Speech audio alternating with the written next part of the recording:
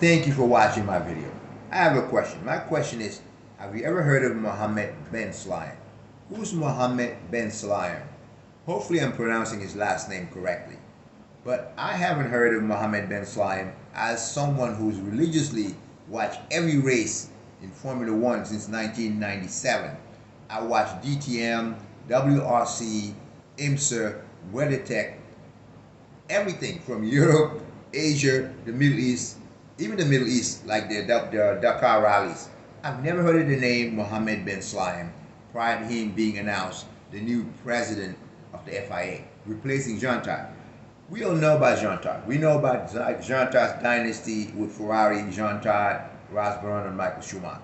We know Todt served the full 3 terms of 4 years each for 12 years as FIA president.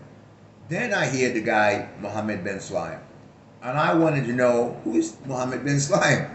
And why haven't I heard of the guy prior to him being elected FIA president? Well, it appears that he's a 60-year-old born in Dubai who was actually a rally driver. In his career, he's won 61 races. Of the 61 races, 14 of them, he was the Middle East rally champion between 1983 and 2002. Now, in 2005, he was elected in the Middle East as FIA related. The title was President of Automobile and Touring Club in the Middle East. And therefore, he then managed to form a team of 700.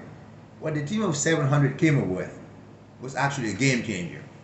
What they did is, instead of the FIA flying marshals from England like they normally do to oversee races in the Middle East, his team decided to actually come up with a trained local marshals to oversee Middle Eastern races. That would save a lot of money from the FIA flying marshals from Europe, paying their hotel, their food, and so on for the 3-day weekend in general that the race takes place.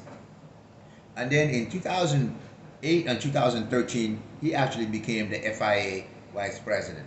That obviously set a lot of light. And Mohamed Ben Sulayem, with that, he actually was also 2013-2017 in the Middle East. There's an organization called ACTAC, ACTAC. He was president of ACTAC, which is in charge of the entire Middle East and North Africa. Now, his candidacy in 2021 was a candidate of change. Change of what, you may ask? He said diversity, inclusion, and sustainability. I do know that in 2022, there's nothing sustainable except one thing. That is the E10 fuel. E10 fuel means 10% ethanol.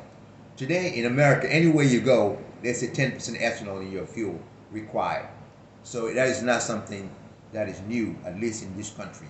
Now, I do know the next sustainable change applicable to Formula One is the year ending 2025, beginning 2026.